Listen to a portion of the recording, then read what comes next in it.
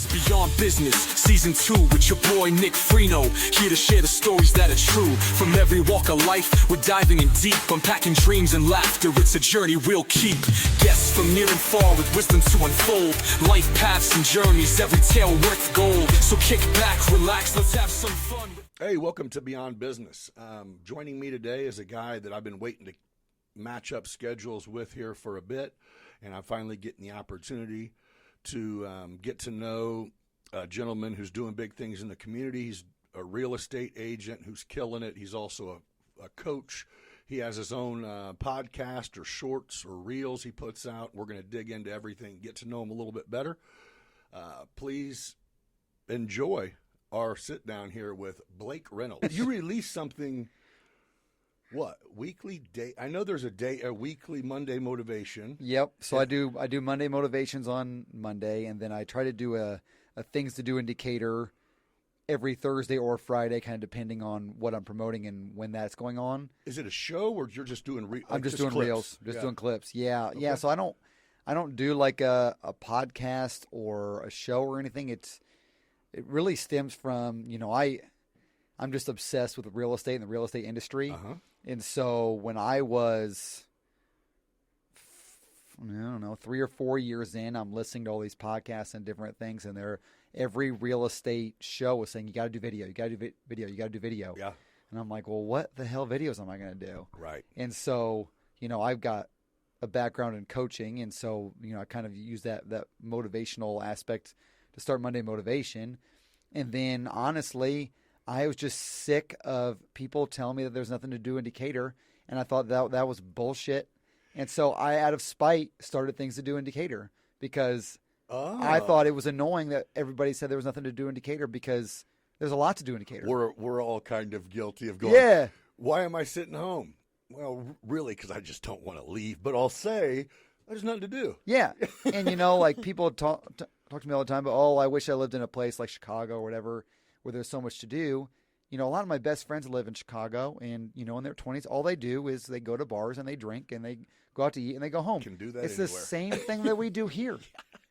And most people, unless you live, like we all associate with living in Chicago with, you walk out in the beans in your front yard. It's like, no, most people who live in Chicago never go to the city because why? Right. Well, you're going to pay $60 to park. Yeah. To do what you could do in a suburb or your hometown. And I got to stand in line, or I got to get a reservation, or Or if you want to go to a Bulls or Blackhawks game, it's going to cost you $200 to get in the door. Right. And which we have the benefit of if you lived there and you were a Bulls fan or a Cub fan, you lived by you'd go broke. Yeah. Damn, go watch another game. It's going to cost me $150 to eat and have a couple beers. And, yeah. No, that's a good point. I mean, and we do. So how old are you, Blake? I'm 38. Okay. So I'm 46. Did you grow up here? Yeah. Born and raised. Okay. So you've at least seen, the generation, and it's not to me, like technology and kind of just how the youth are now, it is different. I don't necessarily look at it as a bad thing. I mean, I know, I get it. The kids are more pussies now than they were. Well, but you know what? No, maybe, we just, our parents were busy working and kind of going, hope shit goes well. And we're a little bit more in tune and protect our kids more and all that. So, yeah, and you look at every generation. We all think the generation below us, are soft. we all, that's how it's always been. Yes. And, my kids, when they have kids, they're going to think their kids are soft. Our kids are going to be going, man, when we were kids, all we had is Facebook and Twitter and like what? Yeah, and smartphones, with AI and But no, so I think I only said that to say, like we can compare. I've even heard people in like late 30s, early to mid 40s. They do the comparison of, there's nothing to do, and it's like, well, no, we just. In order for us to socialize, we had to go places. We didn't have. Oh, trust me, if we all had iPads and phones that were like that, then we would have spent a lot more time at home too. Because the only way to see or talk to people was, I'm not going to call you unless I have something I need to talk to you about. So it's like if you want to socialize, they have the benefit now of going, I don't really feel like doing anything, but I don't want to not talk to anyone, and they can do it. It's weird to me. Yeah. But it is a thing. It keeps people that are young from just standing around. That was it. When you're younger, you just go to the bar. Yeah. But I would argue that there's nothing to do in Decatur has been something that's been an unfair stigma even before the technology. I think even when I was in my early 20s, people said that shit. We were just labeled as we just decided there's nothing to do here. So let's go to Springfield or Champaign. It's like, nah, or shit. Chicago or whatever. St. Louis, and you know, it's hilarious in the real estate industry to see, and obviously I love it, people who leave Decatur and then come back. Yes. Because there's a community here that cannot be replaced.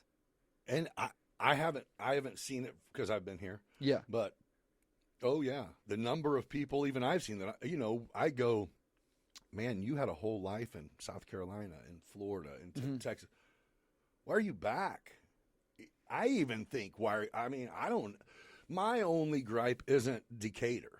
Mine is, if I'm, for tax reasons, I get people leaving Illinois, but 100%. But to say, this town, and it's grown. I had Woody in here, and he gave me a different perspective just because he's really involved in helping just build stuff, and he's involved in everything. And to have him go, there's nothing to do compared to if you jump on a plane and go to Vegas, where you're going to do nothing but do shit. Yeah. How many of us have the time or money to go, okay, you know what? Whatever you want to do, we're going to have it here. Well, you're not going to do it. Right.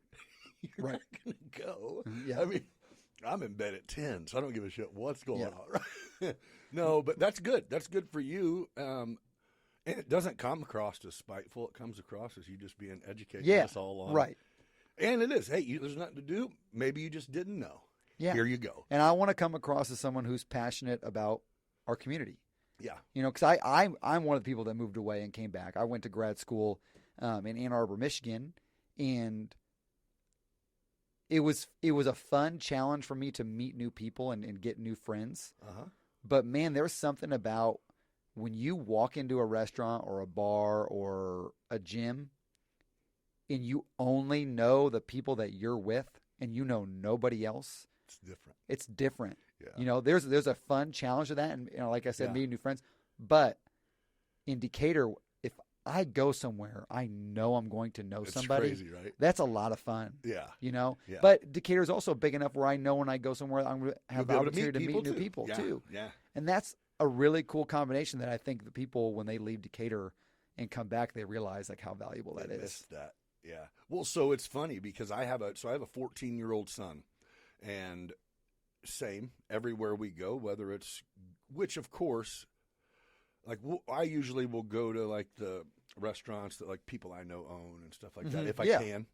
And so I say that to say I'm tailor picking where we're going, but everywhere we go, that's what my son's like, dude, you know everyone. And it's like, no, I just know someone everywhere because I've been here my whole, 90% of the time it's how do you know them? It's like played ball with them. Like that's the story for 90% of the dudes, no matter the age. Yeah. At some point in time, we played ball. Yeah. And it is just like, And I'm like, just wait, dude. It's not. I'm not running for mayor. I just have lived. Yeah. Yeah. My wife says the same thing.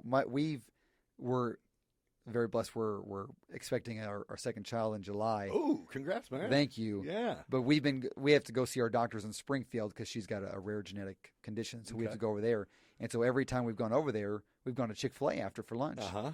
And I ran into people every time we've gone to Chick-fil-A that I know. And she's like, how in the hell do we run into people that you know in Springfield? Dude, where are you actually at? You going to Chick-fil-A all day, bro? Right. So yeah, it's funny. But it is the small. So that's it. To people that are from big cities to where the suburbs are a size of Decatur. Decatur's small. But yeah, to me, I've never wanted to live. I grew up, went to Argenta, lived in Camelot. Okay. Then went to Macon, lived in Wildwood. And that was my parents choosing. But even now, I don't have like a small town desire to live in. Like this is the perfect size community to me because You can take we got stores and restaurants and things to do. Mm-hmm. And I think the thing that Decatur's, I guess the stigma that's got stuck is it being like, we got a lot of hood, we got a lot of crime, and it's like, well, yeah, but what about all of the other places that have literally flourished insanely in the last 10 years? Right. I mean, because Mount Zion, Forsyth, at least in my brain, this is all the Decatur area. Whether you go east, south, you know what I mean? Agreed, It's not, 100%. I mean, if you get on the road for 10 miles or 15 miles and end up somewhere else, then you're not in Decatur. But until then, it's all just tying in. I think it's cool. I'm impressed that I guess this kind of taps into going, man, I'm getting to be the old ones. But a lot of people my age, our age, are like responsible for, instead of, there's 90% that bitches about nothing to do, but then to see the other 10% be kind of our demographic building up stuff is amazing, dude. Yeah, there's some ownership in that, in pride. Yeah. Well, and even with Woody, and which is why I've always tipped my hat to him, because I've known him since he was a railroad guy. I'd run into him at the Cornerstone before Woody's kicked off, and you'd never know I don't know why this impresses me, but you would never know by running into him or talking to him that he had his hand in so much. No way. Because he doesn't come across that way, and that's admirable, I think. I mean, because, like you said, if there's something that's improving and just got an ownership change, there's a really good chance he's involved. Yeah. And someone, I really enjoyed your episode with Rodney. Mm-hmm. Rodney's not only got his hand in everything, he's also spending significant time having an impact on the next generation.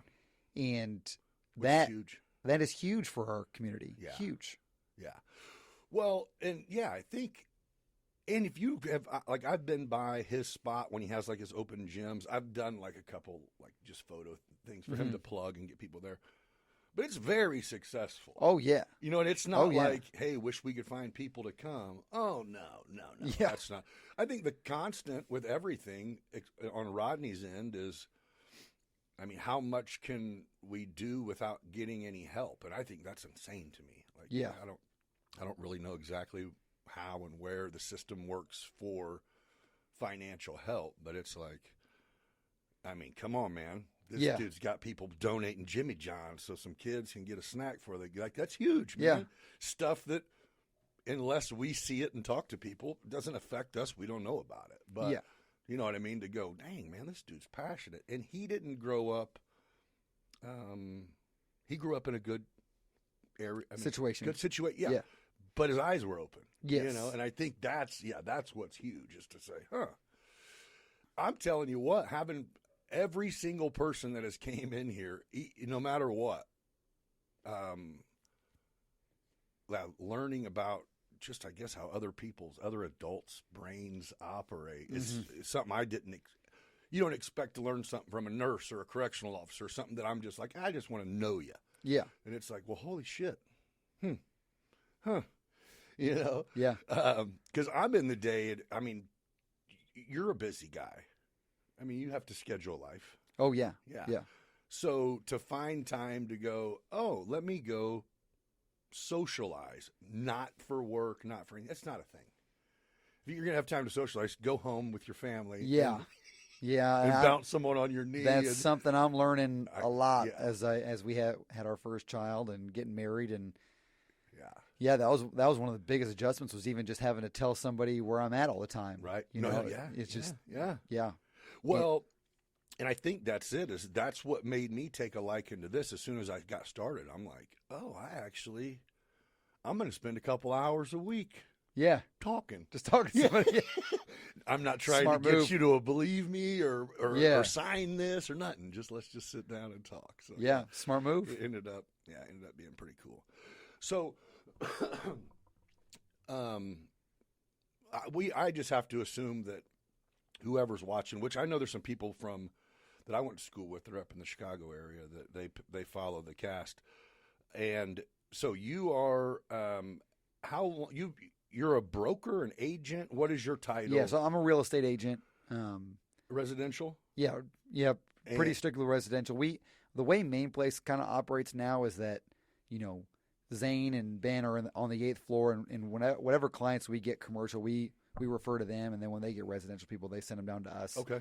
I enjoy residential more and plan on sticking with that because it's a little bit less business cutthroat and more relational. Yep. And that's really what I enjoy. I enjoy people. I enjoy, marketing. I enjoy relationships. I enjoy making phone calls and texts and stuff like that. And that's another reason why I went to Main Place. I switched to Main Place about 3 years ago. From where? From Brincotter. Okay. And, Main Place has really just put me in a great position to do the things that I enjoy, like the marketing and the relationships and little free reign. The events. Yeah, and then they help me with the things that I'm not as good at, the crossing the T's and the dotting the I's and the things that I don't want to pay as much attention to. I want to go move and shake, and they help me with the other things. Well, and I will say, and I mean, this is definitely a pat on your back, is you seem to be setting a standard, like you stand out from the rest of the agents, even at Main Place. Oh, thank you. Well, but you make an effort to do so, whether it's just the reels, whether it's anything that every once in a while you'll do it while you have something scheduled. You'll go, this stupid ass shit, let's go. But you know what I mean? And when it's all said and done, dude, we're a social media world. So you create things to be popping up on timelines and algorithms. I mean, that's the name of the game. That is the name of the game. You don't like it, exit, you're fine. But when you start looking for real estate, you are going to see it again. And it's going to, so I just think, there's people who could, maybe take, you take being a real estate agent, you can tell you face it as it's not just a gig. No, definitely not just a hobby. Definitely not just a job. I know you make, obviously, but the thing is what I try to do is I try to integrate all the things about my life that I enjoy also into my business. So I enjoy coaching basketball. Yeah. So I coach basketball at Mount Zion for 7th grade, and what's great for my business is I meet a new set of parents every year that hopefully get to know me, like me, trust me. That way, more opportunity. And then I really enjoy being around young people, and so I saw the opportunity to do the CEO program at Mount Zion. I was going to get there. Yeah. I'm blown away by that. Actually. Yeah, so that's been super fun, and just incorporating that into my social media and into just my overall business to show that I do love selling houses and I'm obsessed with selling houses and helping people through that process, but that's not all who I am. Right. You like people. I like people. I like doing things that also help other people, and I like seeing other people succeed. And hopefully, well, God blesses that. Yeah.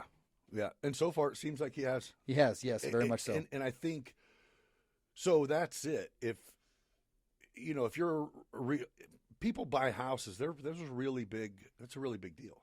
It's it's one of your biggest purchase of your life, hopefully, probably, if not up until this point. And there's a lot of stress in that. So for them to look at someone and go, of course, we all know whether you're selling insurance, real estate, vehicles, if you sell, the end game is a commission, period. We all know this.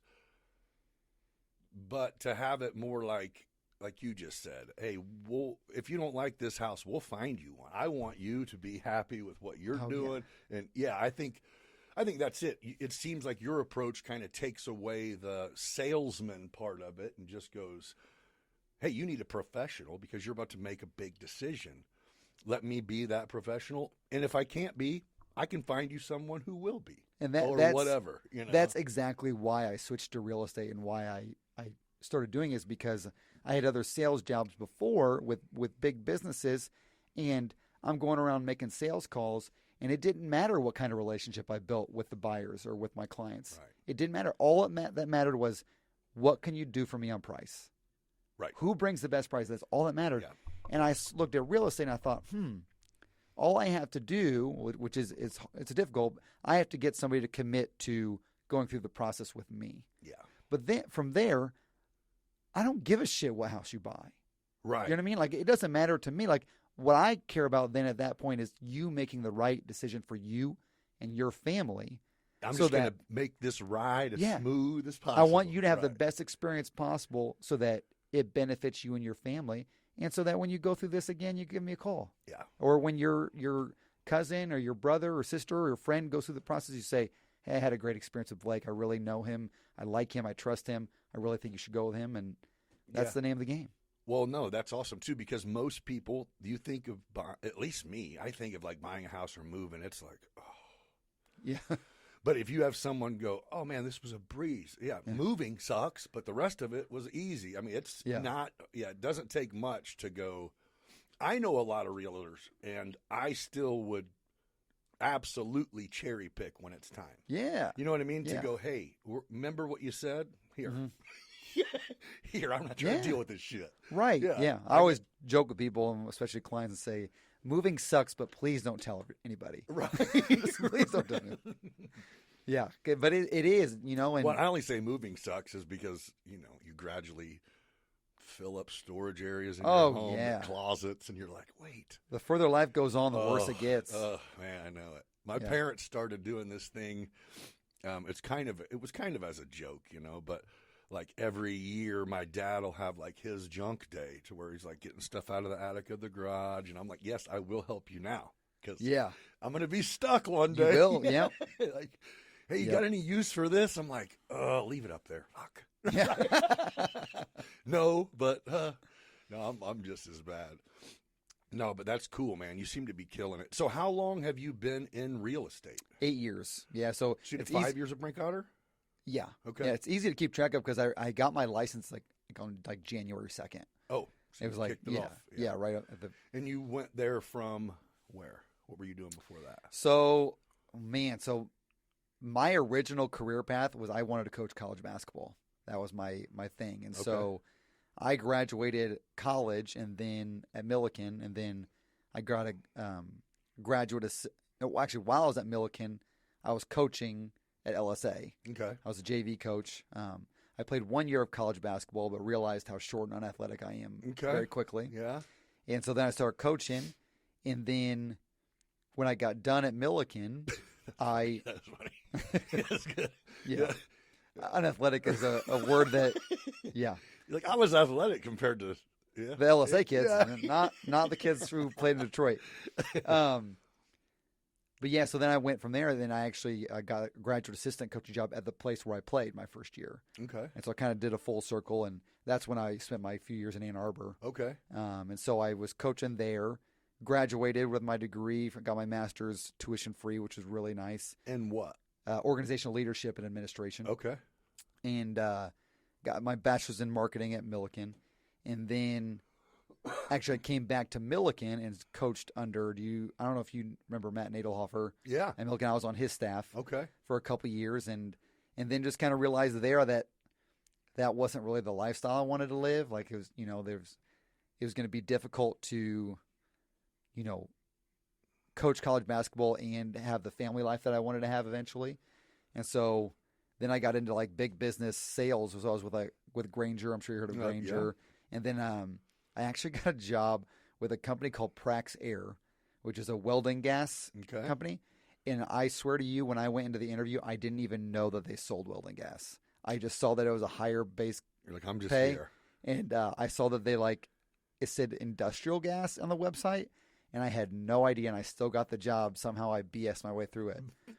But I'm going on sales calls for this Prax Air, and these guys are asking me like what they should be using for these welding jobs, and I'm like, I don't even know what the hell I'm selling you. You've been welding for 20 years, and you're asking me this. Hold on, let me read this brochure I was going to give you. And it gave me so much anxiety that I wasn't doing my job well. Oh, that's tough that too. My boss called me one day, and I was already studying for my real estate exam and was going to do it on the side. Gotcha. And I was like, dude, I quit. I'm out. Right. I didn't even have my real estate license yet. So you're going, if you're about to tell me I'm not doing my job, I already know. No, I'm not doing it. He didn't have to tell me. I just had the I just had the anxiety in my heart that I was like, I'm failing. I suck at this. Yeah. And people are depending on me. And I was just like, dude, I quit. So you were like, now extra cram study for this Yeah. real estate thing because Yeah. I need some cash, right? But, I had no wife at the time, no kids. Oh, you could rough it. Like if I didn't get paid for a month, it was just me who had to eat peanut butter and jelly Yeah. sandwiches Yeah. and Cheez-Its or whatever. Yeah. And, I grinded it out and It worked out. yeah. And it was such a blessing because, not to knock anybody in the real estate industry. I really don't mean to do that, but I was blessed to get into it at a time where it wasn't as advantageous. Yeah. And so when COVID came and there was like this, and the interest rates went down and there was this rush of everybody buying real estate, You were there. I was already established. Ooh. I didn't have to hop into the game, Yeah. and hope for the Hope. best. Yeah. I You were was there. already there. You were like, matter of fact, I needed this little bump. Yeah. Yeah. Yeah. Perfect. Yeah. And so it's Well, and Brinkotters, Blessing they're to- a hell of an agency too. oh, They've been yeah. doing it forever. Yeah. Yeah. Yeah. And I, owe Carla Brinkotter, a lot for, getting me into the industry and teaching me a lot and believing in me. Like she told me when I first started that she goes, Blake, you have the potential to be an $8 million realtor. And I looked at her and was like, you're crazy. And I've done that twice already, so it's Yeah. to have someone you're believe not, are in you you going like to give that. me a credit line? 'Cause Yeah. I like your opinions. That's funny. Yeah. Well, no, but it's huge. I mean, so I think it's less competitive than I imagined. Main Place and Glenda Williamson and Brinkotter, you guys all kind of, but it's like, no, you guys, not No. really, right? No, because It's kind of like you meet someone and it's your job. I mean, if you develop a relationship with someone, if you have an open house, which obviously, I think probably selling that home is probably only a minimal part of it. It's you're getting to know someone looking for a house. mm-hmm. If they choose someone else, then that's when you got to go, okay, either they were in a hurry or I could have done something better. Right, that's got to be a self-reflection Yeah, thing. it's like, ideally, if I talk to you and you're in the market, we're going to build. And Yeah. if you don't, then you got to change what you're doing. Well, and iron sharpens iron. If you're going to be an asshole to everybody in your industry, it's going to be a very lonely place. Yes. Being in real estate is not an easy profession. Oh, and yeah. when sometimes you need support, you need to be able to talk to somebody who's going through the same things as you. Yeah. And for my clients, it's good for them that I have good relationships with agents. Right. Because if you're my client and you're looking to buy a house that is being shown 15 times today and there's 5 different offers, but I've got a good relationship with the agent, don't you feel a little bit better about your odds of getting that house? Yeah. So it's just like any walk of life. You always want to be kind to people and treat people the way you want to be treated because you never know when you're going to need them. Right. You never know, what's going to happen down the road. One of my best friends, Kyle Karsten, he's the development leader at Salvation Army. He used to be the superintendent at LSA. And when he got hired to be the superintendent at LSA, I hated him. I could not stand his guts. And I told it to his face. Do you even know why? Or I do know why. Like there was I was coaching at LSA at the time, and he came in and he got the advice that he should fire the varsity basketball coach, the one who hired me at 19 years old. Okay. And so I was pissed. You're like, no. Yeah. And so I gave it to him, and then time went on and we developed a relationship, and now he's one of my best friends. Yeah. It was just, hey, shit happened, and you don't have to agree. Yeah. But, you just never know. Yeah. And so why, just because they're in the same industry as me, realtors are in the same industry as me, like, why should I treat them poorly? Right. If they beat me on a client, that's their win and my loss. Like, it was my fault, and they did something to beat me. Well, and you're in an industry where if you, like, it isn't once you're a shoe-in, you're set for the rest of your career. Right. Because there's always going to be a young Blake on the horizon going, if you snooze, I'm picking him up. That's exactly right. So, yeah, build a relationship, but don't try to act like you're better than people when you're out and about in public. And if you want to keep doing good, you better humble yourself. And That's right. And do lunch or coffee or stay whatever in contact. it takes. Yeah. Because that's one of my goals. Is I want my clients to be clients for life. I don't want them just to be one transaction and gone. I want to stay in contact. I try to call or text every client that I have at least 4 times a year. Just trying check to, in. Yeah, just trying to do client events, inviting them out for drinks or That's lunches and different things. So yeah, I'm just trying really hard to make people clients for life because that's what I enjoy doing anyway. Well, again, if I found you the home you're going to retire in, that's great. But there's a really good chance you're related to, talk to other people who are also looking for theirs or kids or whatever. Yeah. Well, and the people who are like in our generation and younger, nobody's staying still that long. Even if you found the perfect house for you when you're 30 years old. Yeah, if you're not retired physically, like no more work, then it's up in the air on where you could end up. Even then. Because what are we all doing? We're all sitting there on our cell phones. Yeah. Everybody's looking at Zillow. Everybody's looking at mainplace.us, hopefully. Yeah. And they're scrolling through and they're looking at homes, even if they're not in the market. To say, yeah. I could make a move. Yeah. Yeah. Everybody's always looking. So, it's good for me. There's going to be more transactions. There's going to be more people moving as time goes on. Well, so I guess you kind of answered what in the hell was that? I got something else dinging in here? Who knows? You kind of answered it, but you coach basketball at Mount Zion, and obviously your passion came from that's kind of the route you wanted to go to begin with. So how does that work? You just went in and say, hey, I was going to be a college coach. I got my shit in order. I got some history, and they hired you, or did you know someone at the school and they needed a hand? Or I don't really know how that. I've also coached at like every high school in the county. So are those paid? Not to pry. They're paid gigs. Yeah, yep. Okay. And I didn't even take my salary the first couple of years at Mount Zion, but then once I got a wife and children and I was spending no my more time hobbies. they were like my wife was like, you need to take that money like if you're spending that time away from your family. But yeah, I just through being around Decatur, born and raised, and just being around the game, I think people know kind of like my resume, and so I had a couple high school jobs at LSA and Decatur Christian, and I was the varsity coach of Maroa, and then I did when. What were the years? I was at Maroa.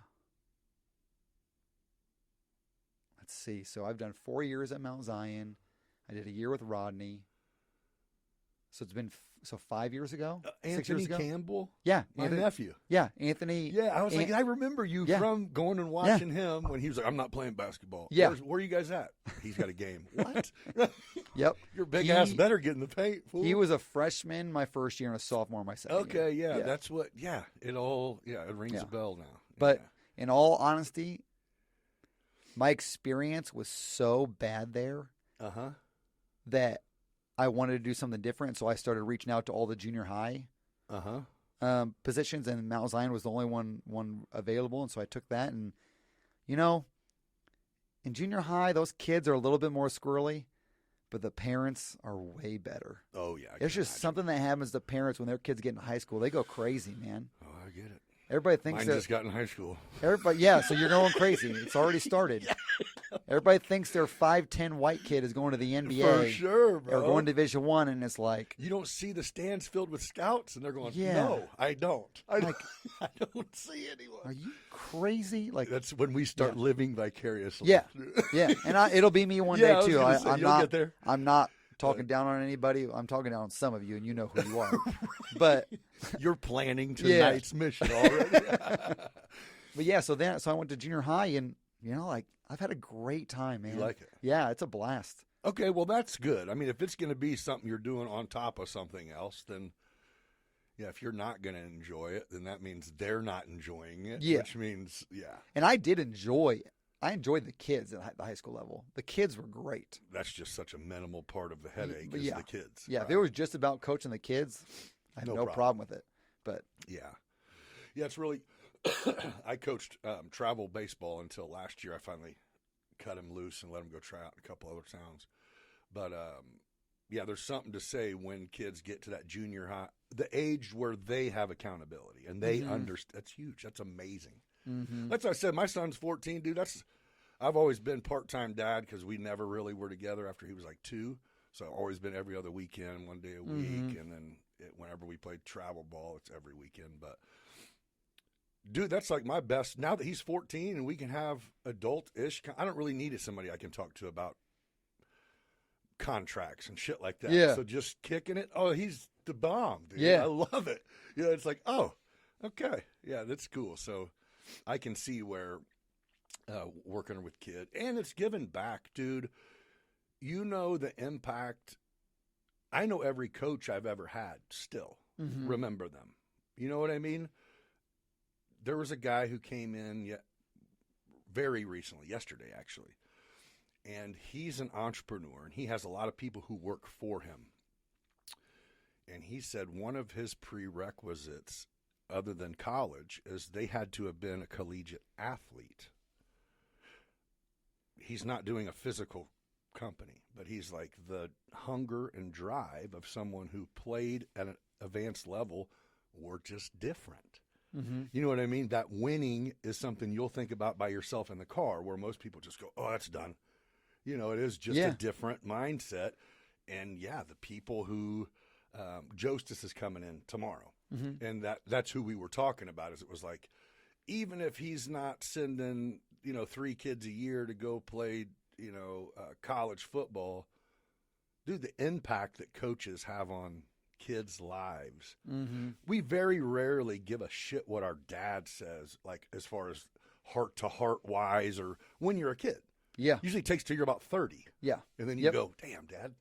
Yeah. Good shit. Sorry. But you know what I mean? So to have, like, you're a mentor, even, just because kids are in good living situations doesn't take away the fact that, just because they live in a nice house don't mean they are getting any type of guidance of what the hell is going on. Yeah, you have no idea. You have a big part. That's awesome. It is. It is fun, and it's really rewarding.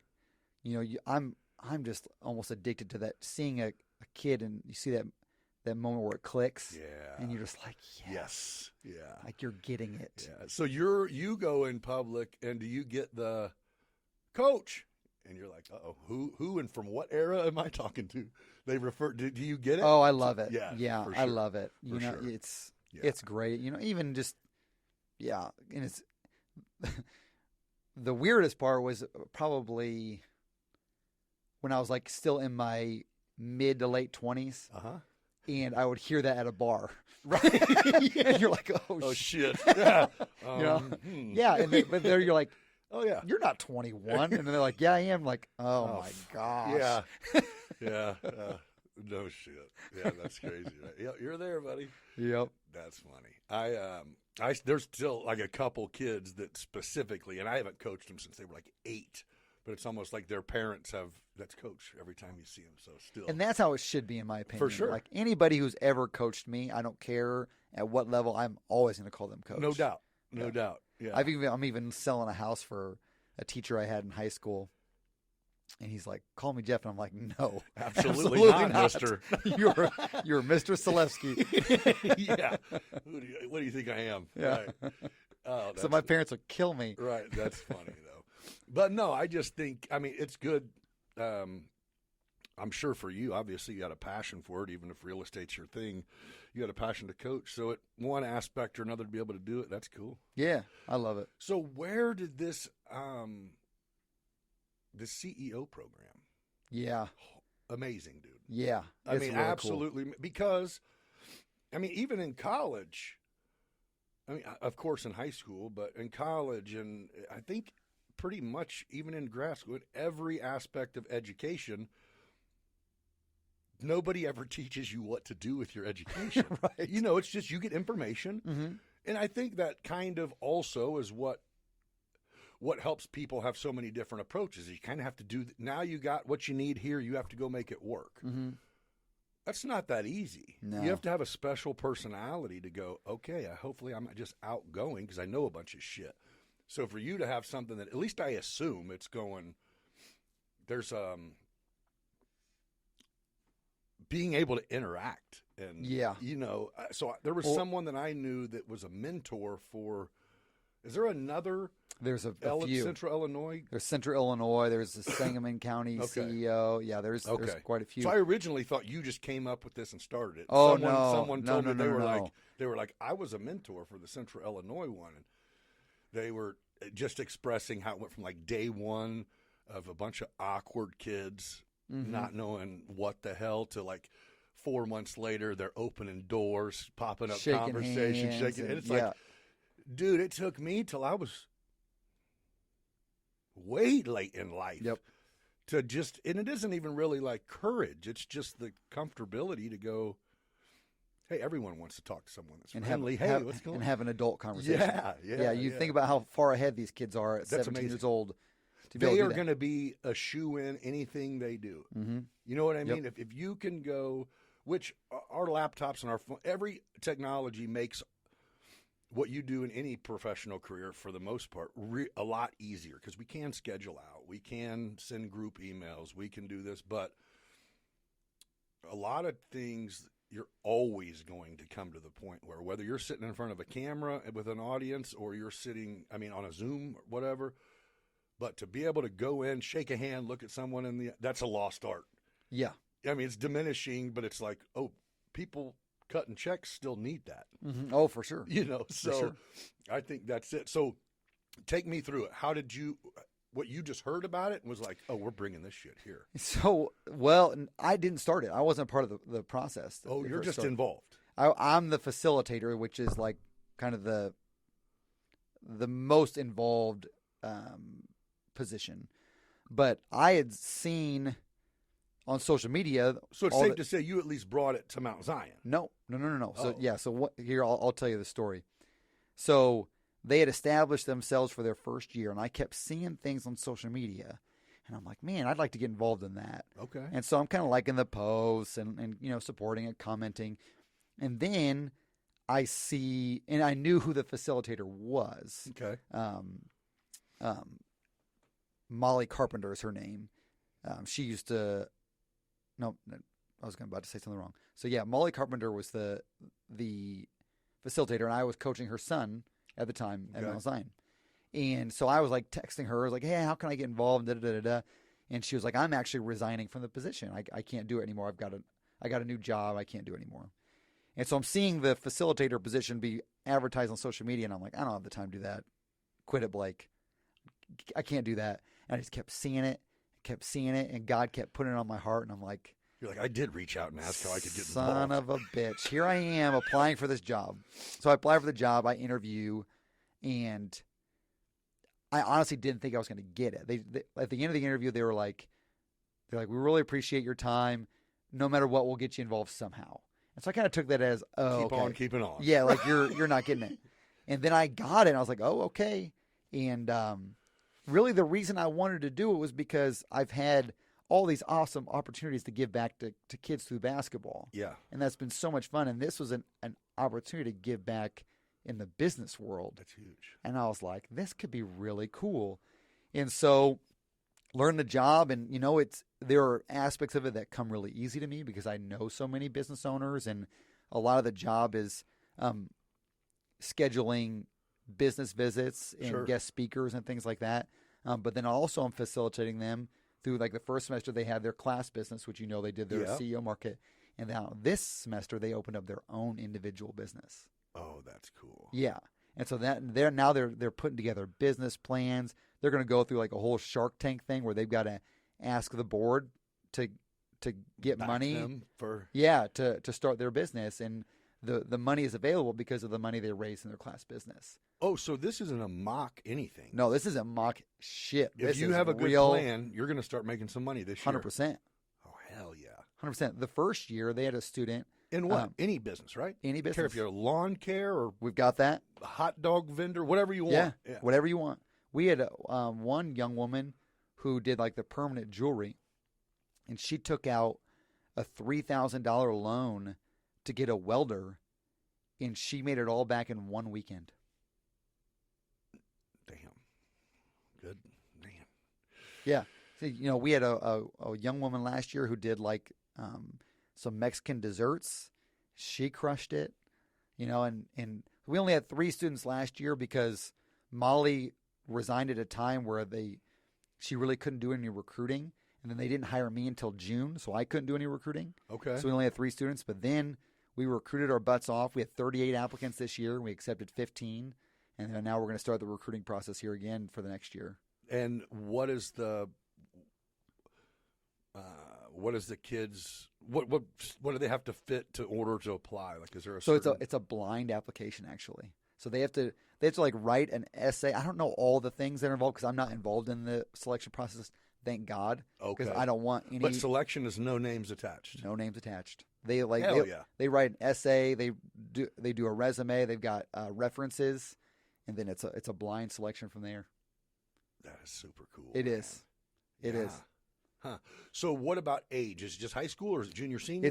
It's high school. We did juniors and seniors last year, but with 38 applicants this year, and we were only taking 15, we took all seniors. Yeah. So that obviously the juniors will have another chance this year to apply. Yeah. So yeah, it's super cool. Man, that is really cool.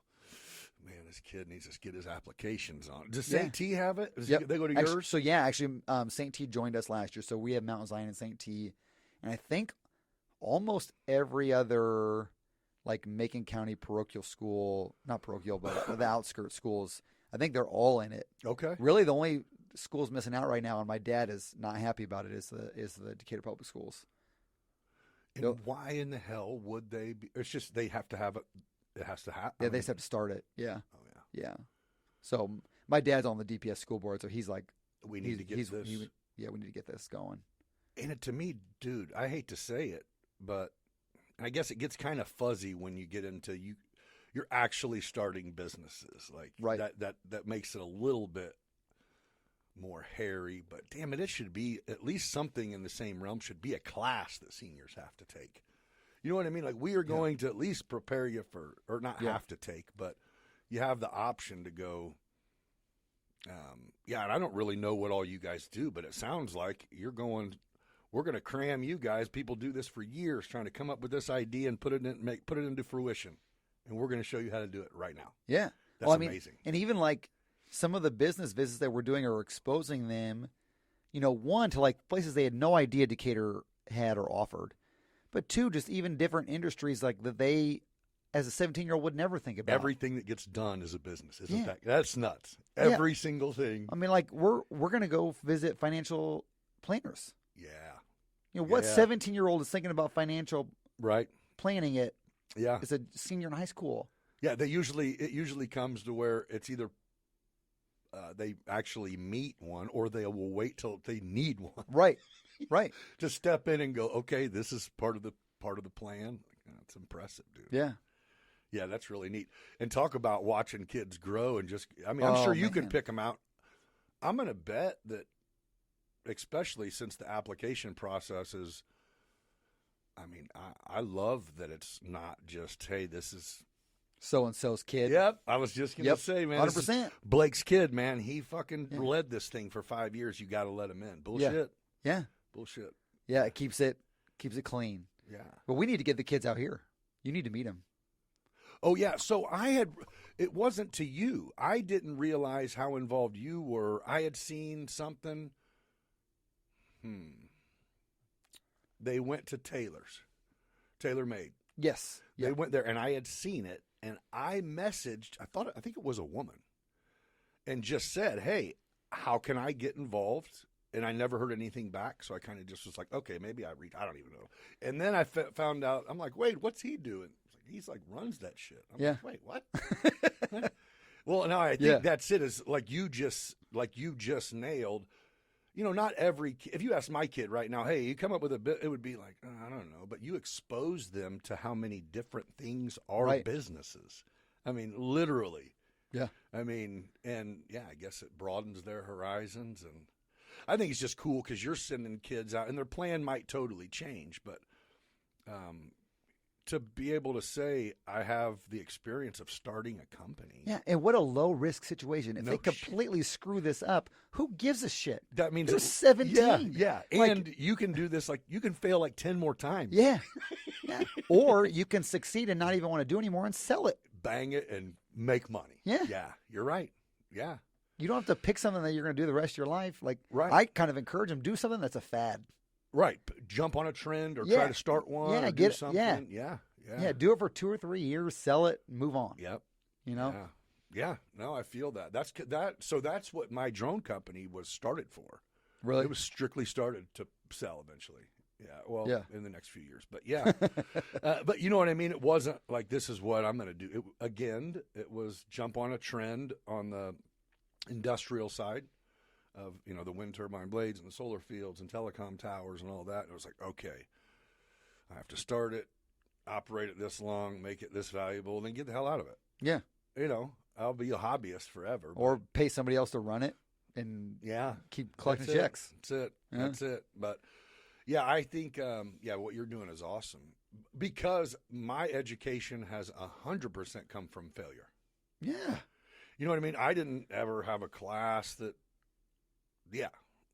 It was just, hey, this is an idea, and so I think the benefit and what you have with these kids, and hopefully that they'll get it, and I'm sure they've actually heard it from a few people that they've talked to, is how willing other business owners are to help. Oh, 100%. Like a lot of people go, and I've been guilty of it.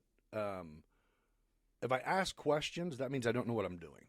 And I shouldn't be in this position if I don't know what I'm doing, when really it's like false. Ask. You know what I mean? People want to help you through a jam, and you don't have to fly drones or do lightning protection or do real estate to know how to finagle through complicated situations or banking or accounting or, shit that we all have to know, but most of us don't because it sucks. You know what I mean? It's still, it's really valuable to, and what's nuts is the kids that age, like if you could fast forward 10 years, 15 years, whatever, when people are out at bars and restaurants the day before Thanksgiving or Christmas break, these are going to be successful adults that know each other from, you know what I mean? Like, that's just cool. I mean, it's just a neat, no one taught anybody how to be entrepreneurs. They just told us to go find a 9 to 5 and put in overtime if you can. Yeah. So that was your different thing, huh? Your approach, it seems like immediately you went into sales of whatever sort. So you were stuck on the idea of, I'm going to be responsible for what I make. Was that kind of your thing? Yeah, I just really wanted to leverage my ability to develop relationships. Okay. Like selling something just based on the price, like, was miserable. And I'd been born and raised in Decatur. I felt like I knew a lot of people, and I was not able to use that in my business. Right, it was just there. It was all transactional. Oh, so you were thinking, how can I make what I've built without even trying, just because that's been my life? How can I use that to my advantage? Right, correct. Yeah. That was really it. Yeah, that's cool. And, and it just makes life fun. Right. To be able to, you're helping people, you're hopefully doing a selfless act, helping people in one of the most important transactions of their life. Yeah. And you're getting developed relationships at the same time, and I get to mix all the things that I love to do with it. I love coaching basketball. I mix it with my business. I love smoking cigars. Yeah. I mix it with my business. I love to play golf. I mix it with my business. Right. Right. I'm not stuck or held back from doing anything. It's just all part of it. It's just all part of it. Well, and I think that's because you've made it. Yeah. It's not a trend. It's not like you're just following the guidance of anyone. Right. If anything, it's setting a bar. You know what I mean? It's kind of setting a news. I don't mean to keep saying that, but it is like, I think your approach is so light years. I mean, obviously Chris does his little, he's got a podcast or two and he does clips, but some of the other agents, not even saying anyone's doing anything wrong, but if someone wants to take notes on how to be the one that you get thought of, I mean, they could easily take note. I mean, I hope so. That's the goal, and it's working. I mean, it is. It's thanks. Hell, whether it's your Monday motivation, or I love the idea of you go, oh, you guys, no one has shit to do, huh? I kind of want to change it. I want to, I start with like, hey, things to do in Decatur this weekend. I almost want to start it and get some people to do voiceovers, and instead of it starting with me to be just being people whining and saying, "There's nothing to do in Decatur." There's nothing. Yeah. And then I pop in and go, bullshit. Yeah. So what's funny is it's only a voice changer, but I got something you can take with you. and you can literally make it so you have a different voice. You can bitch. Bitch to yourself. Whiny lady. Yep, I got that. That's funny. That's the button on the thing. I didn't make up the word. Right. No, that's great. Well, yeah, you're killing it, dude. Thanks. I love to, and you're in a good spot. How old's your kid? He'll be 2 in May. Oh yeah, so it's about to get interesting. It's about to get real interesting. We're having another boy. Oh yeah. So tear this shit up. Yeah. Tear it up, man. Yep, it's gonna be interesting. So is your wife a local gal, or did you bring her Yeah. here? Okay. Yeah, no, so her and her family, they're the heart of the earth, man. They farm out in Oakley. Okay. Yeah, but they're like the southwest corner of Oakley, so they're still like actually Mount Zion school. So she went to Mount Zion. All right. And then got her physical therapy degrees at Bradley. And yeah, met at the Barstool Open. And, Okay. Yeah. Yeah. This weekend, baby. Anniversary of our meeting. Yeah. Is that this weekend? It is. Oh man. Yeah. Yeah. I just got kind of told. Well, so I'm going to go out to a few of Woody's got like 5 spots in it. So, That's it? I yeah, feel like right? he'd have You 50. slacker. Yeah, he probably could run the whole thing himself. Yeah.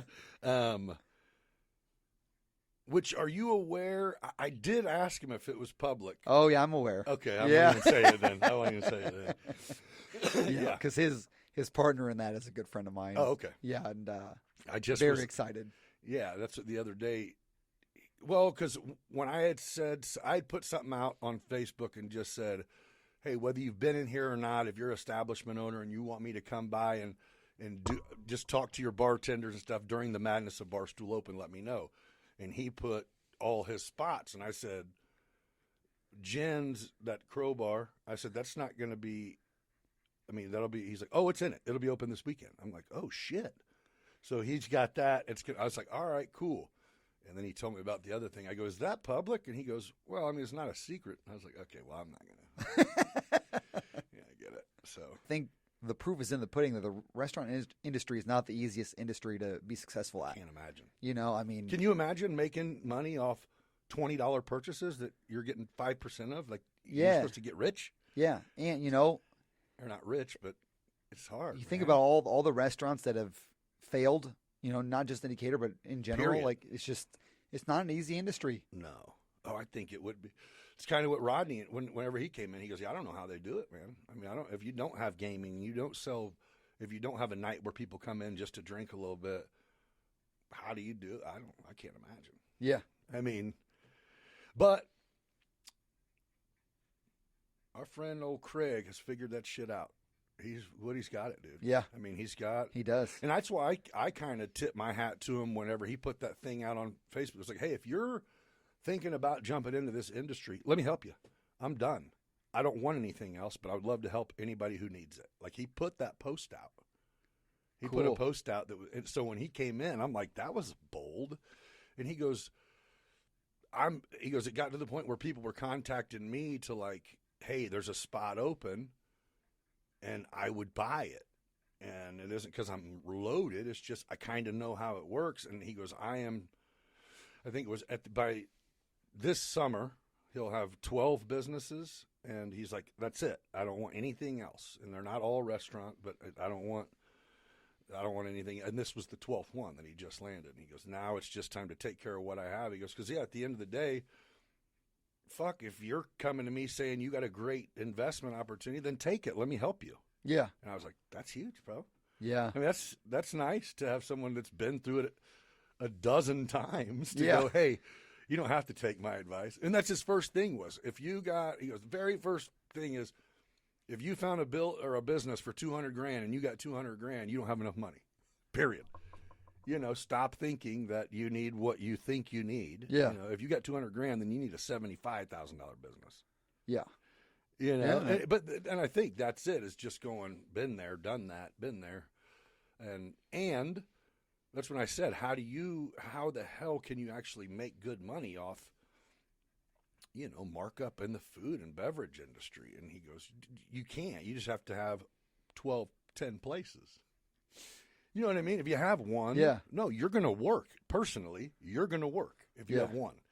If you have two, you have three, you can get a manager. You have four, you can make money. If you have 10, you can make good money. It's like, oh, golly. It's tough. That's It's tough. you got to do a lot of right things. Yeah. Yeah. He's a smart guy, He too. is. Yeah. Yeah. The guy that fucking juggling act.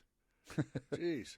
But yeah, he's doing it. But I think the common thing, and you even kind of went to it when you go, bro, I was solo when I quit, unemployed, going to be a realtor. Mm-hmm. You know, I think those humbling moments where you're going, I want chili or beef ramen tonight. Yeah. Yeah. Those are the times where it's like, there's no shame, but you reflect back and go, oh, dang. You can look and say, I got it made and this is easy and I got the good life, but you did not pay attention, nor did I tell you. Yeah. When shit was not so great. Well, those sink or swim moments Yeah. kind of define who you are. For sure. You know, how are you going to respond? Yeah. Yeah. You know, and How many people have their real estate license only? I mean, and that's Oh, it. They didn't do anything yeah. with it. They just someone sat down with Blake. He told me all this money he made, so I'm going to go home and figure out how to take it has nothing to do with it. I saw a stat that said half of the realtors in the United States who have their license on the MLS didn't do a transaction in 2024. Yep. Now, some of that stat is a little inflated because there's so many teams now, and so maybe all the transactions are on one team of the MLS, but still, Well, no, that's a staggering statistic. I 100% believe it. Yeah. Just because I think, again, if I get this, so in my industry, the number of people who post their FAA 107 pilot license and said, "Got it, ready to go to work." Who's having people fly for them? It's like, I mean, you got a drone license, cool. I mean, Yeah. so What else? yeah, Yeah. you got 500 hours logged. If you just got your license, then we'll holler at you in like 2 years. And I think that's kind of it's Yeah. a gut check because, Mhm. but I'm not the one to go, oh man, all you have to do is this, and you can. No, I'm a realist for sure. You know, to where it's like, oh, keep your job. Is Yeah. what you do. Yeah. Keep your job is what you do. Well, and when I was in my teens and in my 20s, when I looked at, commission only jobs or owning your own business, all I thought about was fear. It was like, oh, I don't want to do that. I don't want to go through a month where I don't know where I'm going to get paid. And then you did it. Yeah, and then and then Now I you did do it for a living. Yeah, and now I'm teaching little kids how to do it. Not little kids, high school kids how yeah. to do it. Like Yeah. it's an interesting But dynamic. man, but to be one that's again, the reward whenever success happens is unexplainable. You know what I mean? How you feel when you bounce out of a bad situation or whatever. That's something that first you can't prepare people for, but to make an effort to do so, to go, hey, here's what comes with putting all your cards in. Yeah. Is you might have to get a new deck when it's all said and done. That's just how it is. But you know what? No matter how much time goes on, winning is fun. For sure. For sure. It doesn't matter if you're in a sink or swim moment or if you're at the top of the mountain. Like, it feels good. winning is fun. Well said. Good point. No, I mean, that's it, too, is it is a challenge, not with anybody, with you. Yeah. You know what I mean? Yep. You took this on. Can you do it? Did you do it? Yeah, and if winning doesn't get you that, Then you're then you're got to go move on to something do else. something else. Yeah, exactly. But So you technically, I mean, you're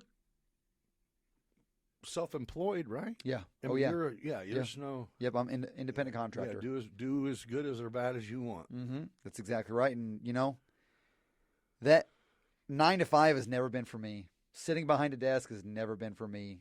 So when I talk about earlier about, how I wanted to take advantage of, my relationships and things like that. But it also, I needed to do something where I'm out there and I'm moving and shaking. Because, my dad was a financial planner and my sister, bought his book and took over that. And so, obviously that was always an option for me.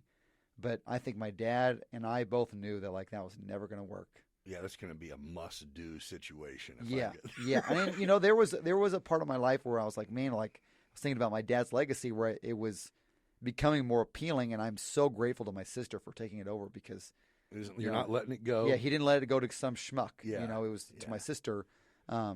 But then when I even just like started looking at the books to studying for, you know, the CFP and all that stuff, I'm like, couldn't even find it. Huh? no chance. Yeah, I'm falling asleep reading this thing. yeah. You know, I need to get up and move. And well, do you think that? I mean, that's just different people. I don't think. Yeah. I don't think like the entrepreneur attitude. I don't think you can. Unfortunately, you can't really develop it either. I think you either have it and you're just not wired quite right, and most of the time until you're out of college, you don't even realize. Like, wait a minute, I'm not cut out for this shit. I need to I need to decide what I make based on how hard I work. yeah, You know, I don't think, and I say you can't teach it. I mean, if you have people that have the spirit, you can teach people how to own businesses and stuff like that. But I mean, to have the shake and move, just mentality, or the wake up in the middle of the night to jot shit down so you don't forget it the next day. Like, I think that's just cut from different cloth.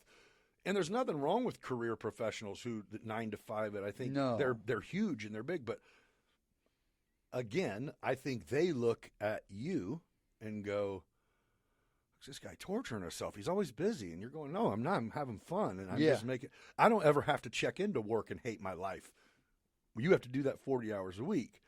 On the other side, I go, "You only work 40 hours a week?" Right? yeah. What?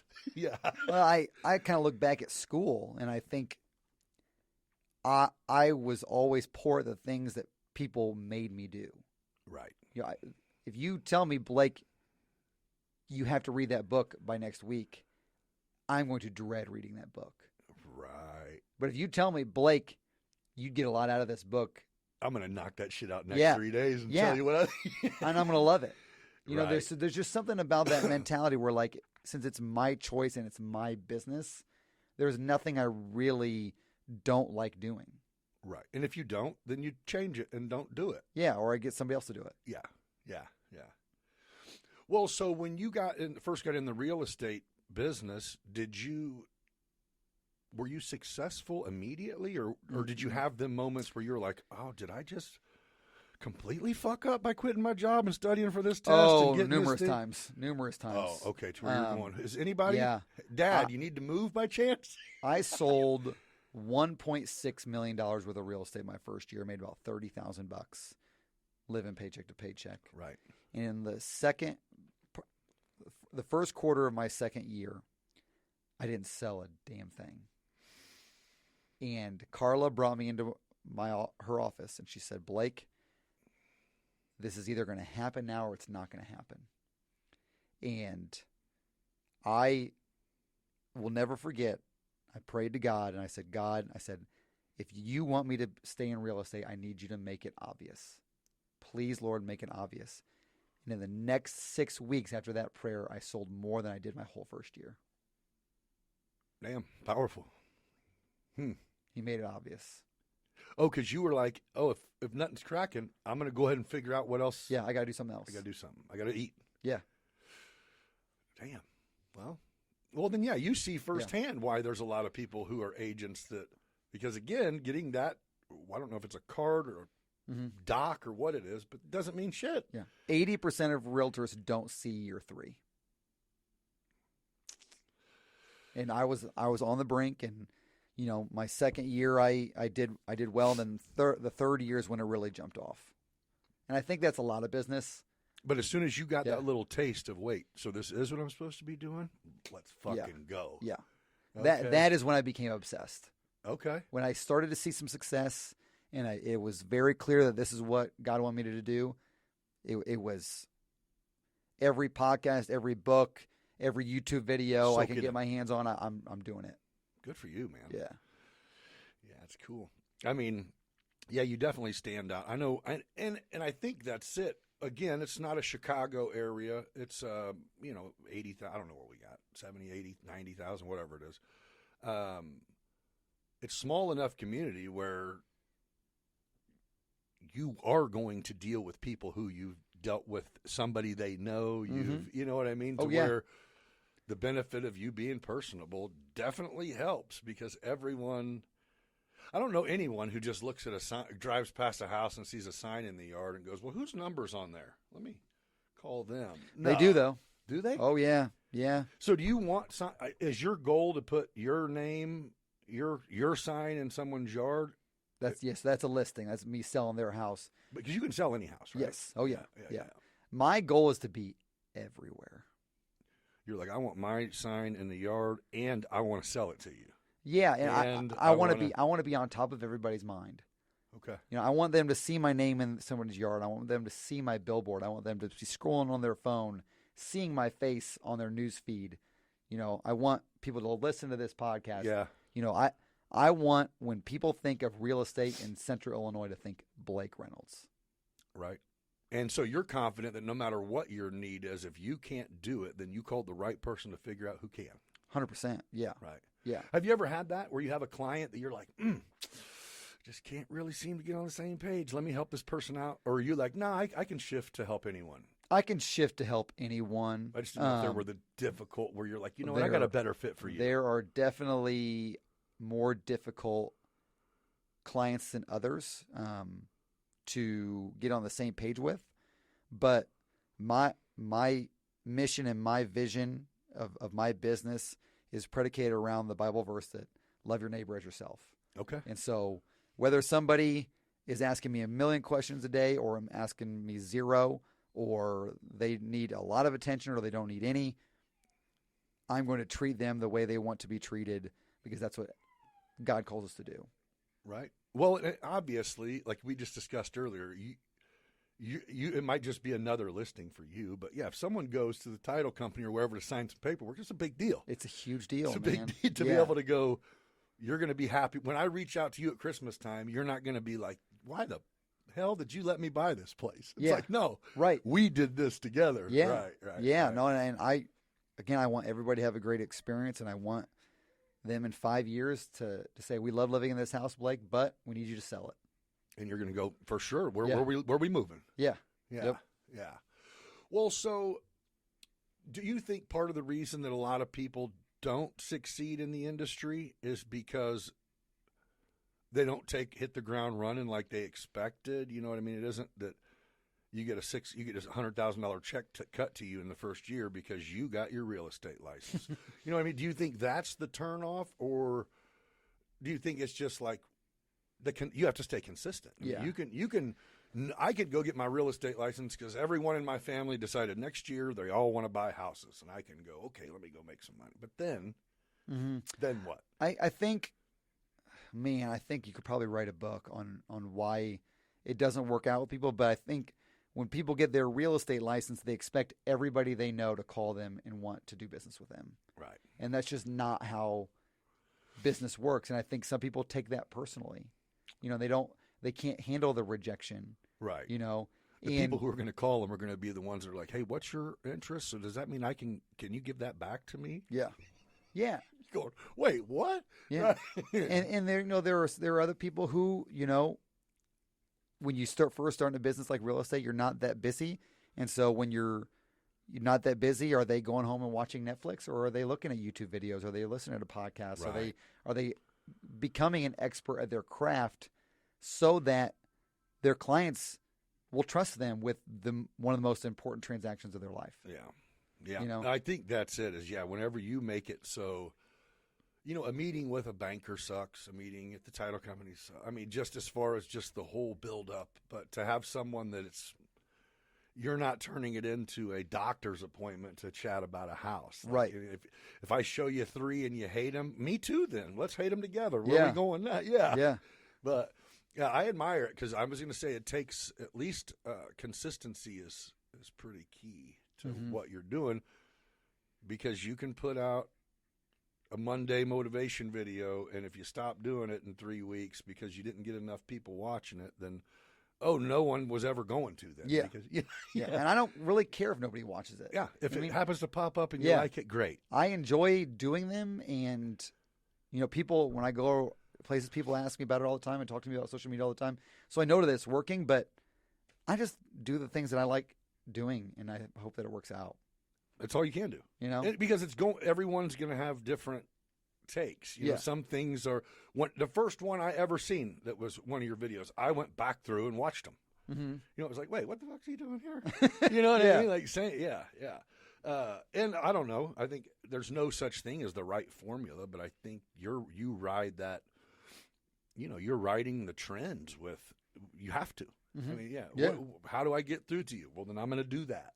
You know? Right, and you know it started with, you know, when you're first in real estate, you're broke, and social media was free. Dang right. And so it's the best, cheapest advertisement in the world. Still. I couldn't afford to buy a billboard, but I could make sure that I'm in front of your face every day, because some people are going to see my billboard. Some people may hear a radio ad.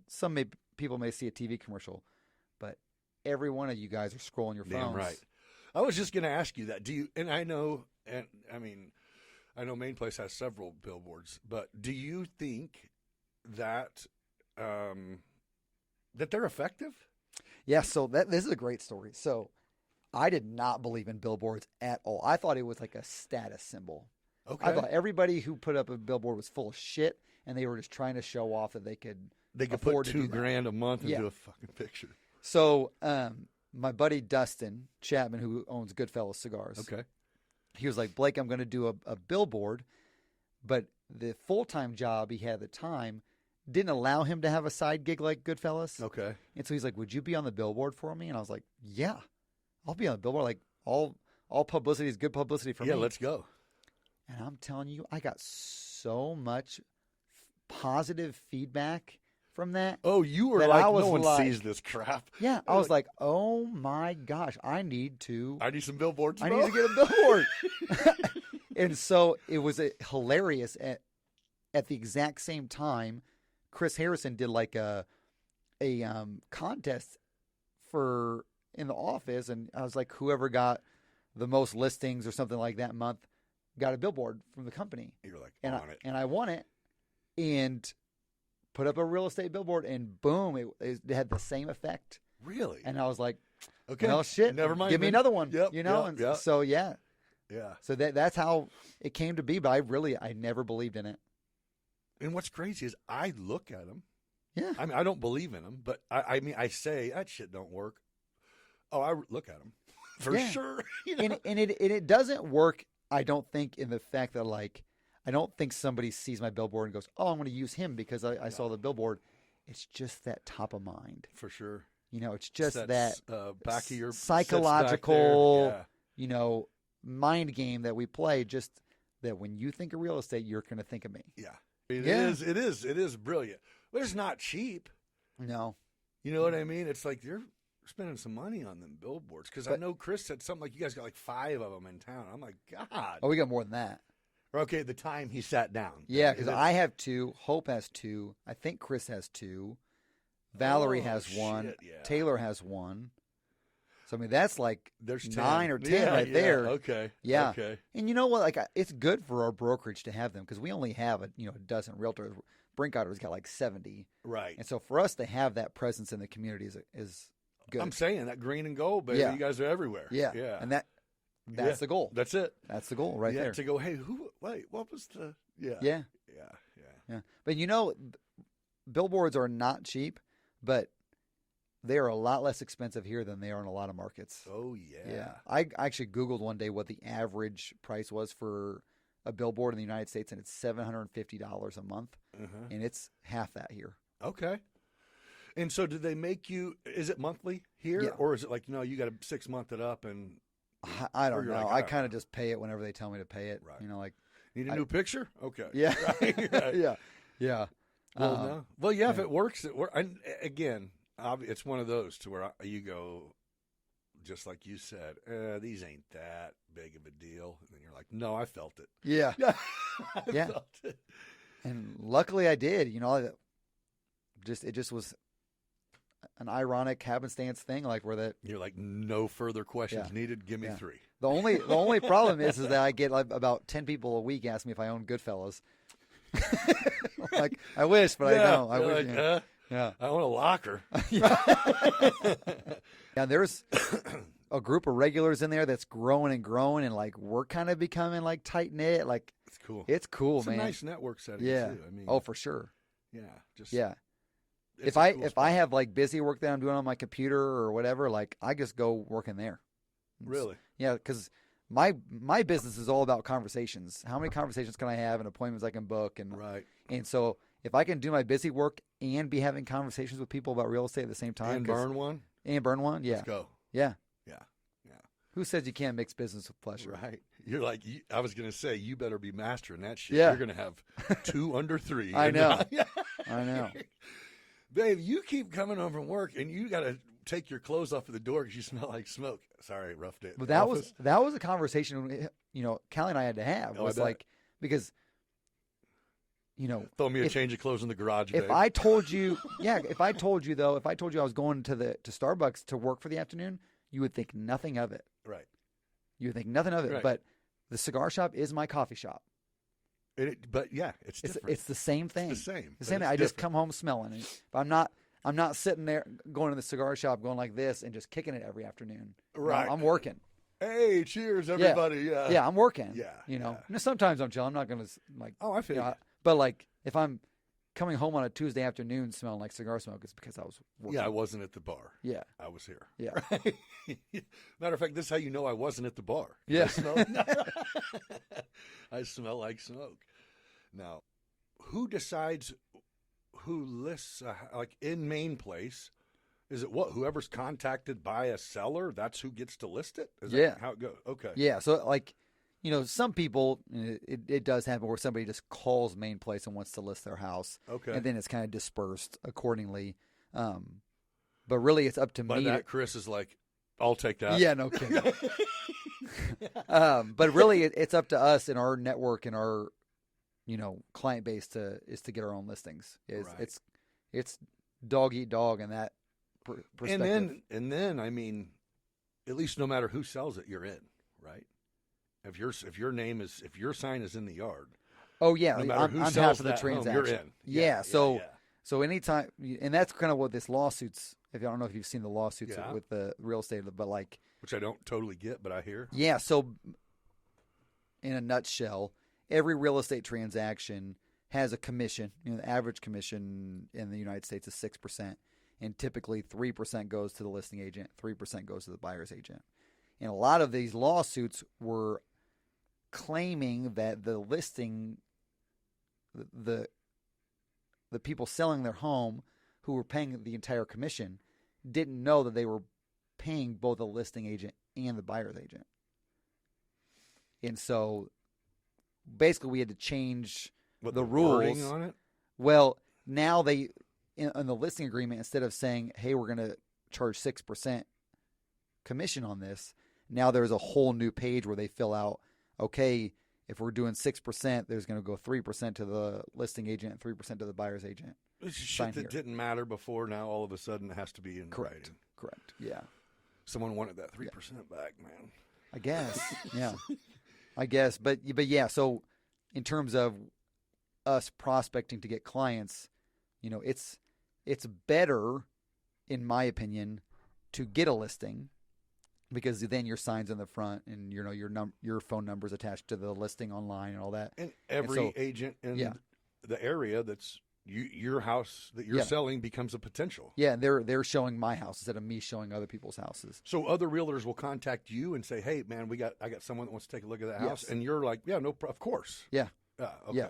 Yep. And I can get both sides of the other. If I have a client who's interested in my own listing, then I can get both sides. But that doesn't happen I was gonna say, it seems that would be few and far between to exactly get. It happens, but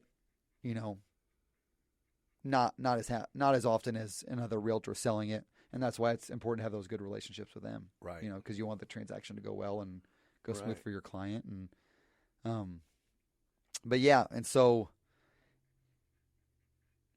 so it's our job to go get our own listings, and hopefully the listings are buying a new home too, and Right. but when you have a listing, you got the sign in the front, you're doing the open house, you're putting the social media posts, it's at the same time you're marketing the home that you're listing, you're also marketing yourself. For sure. And so that's how you kind of. Well, like you just nailed it. To where the whole idea at the end of the day, you want it to be where if someone if their daughter didn't go get her real estate license, then you want to be the one that comes to mind when it comes time to sell a house. Yeah. Correct. Even if their daughter does have the license, I want to come to mind. For sure. yeah, right. She seems busy. Yeah. That's funny. Yeah. Well, that's good. Well, I'm not going to keep you much longer. It's morning, so we both probably still got a day. That went fast. I know, it usually does. Yeah, that was great. Well, I really appreciate you coming and sitting down and talking. I think it's amazing what you're doing. Of course, you doing well for yourself and for your family is awesome, but none of us see or care about that. But so what you're doing with the kids is huge. Hey, the thanks. impact on young men, yeah, it's huge. And damn it, the CEO program, good Lord, like that's where it's at. I mean, whether it was your brainstorm to come up with it or not, for you to take the reins when someone was busy is still, man, it's given a lot of future, and we'll see it. We'll, in 10, 15 years, you will see people that you have educated own companies around here. Hell, if we're not trying to buy their companies before they go to college, right. I'll do body piercing. What do you got? No, but all right. Well, thanks everybody for joining us, and yeah, we'll see you for the next one. Be kind to each other. Oh yeah, what's your next big move? Begun. Beyond business, where the stories flow. Life's a crazy ride, come on, let's go. From the ups and the downs, we'll laugh and we'll learn. With host Nick Freno, it's your turn to discern. Beyond business, take a seat, take a chance. Let's explore the past, come join the dance. Beyond business, where the stories flow. Life's a crazy ride, come on, let's go. From the ups and the downs, we'll laugh and we'll learn. With host Nick Freno, it's your turn to discern. Beyond business, take a seat, take a chance. Let's explore the past, come join the dance. Join the dance.